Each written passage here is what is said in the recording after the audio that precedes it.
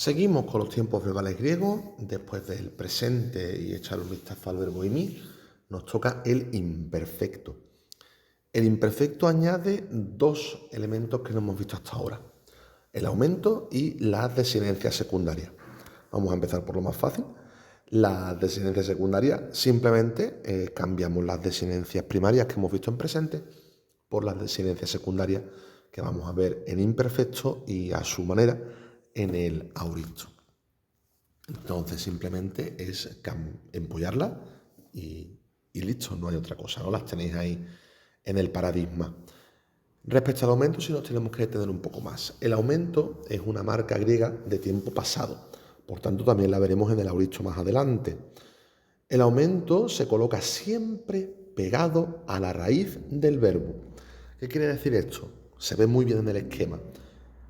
Si a la raíz le acompaña un preverbio, formando verbo compuesto, el aumento no se pone antes del preverbio, el aumento se pone entre el preverbio y la raíz. Ahora, ¿qué ocurre si ese preverbio, que suele ser una preposición, por ejemplo, pedí, aná, si ese preverbio acaba en vocal? Pues que tendríamos la vocal final del preverbio junto a un aumento que puede ser una épsilon, como veremos ahora.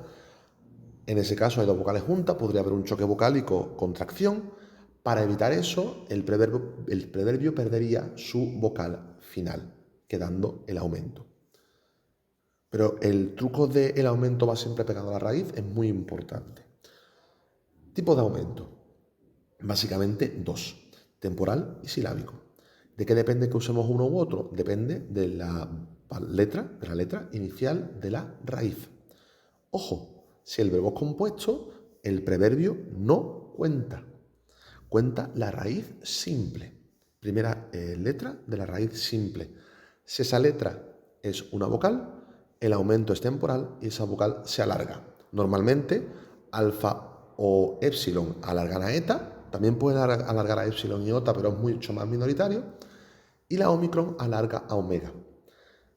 Y ahora me preguntaréis, ¿qué ocurre si un verbo empieza por eta o por omega? Que es raro, pero puede pasar.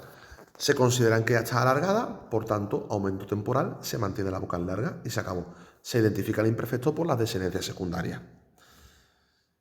Y también me podéis preguntar, ¿y la iota y la ipsilon, que son también vocales pero no pueden alargar? A efectos de aumento, iota y la ipsilon se consideran consonantes. Por tanto, se le aplicaría en otro tipo de aumento que tenemos, que es el aumento silábico. Aumento silábico, la raíz empieza por una consonante, antes de esa consonante se añade una épsilon.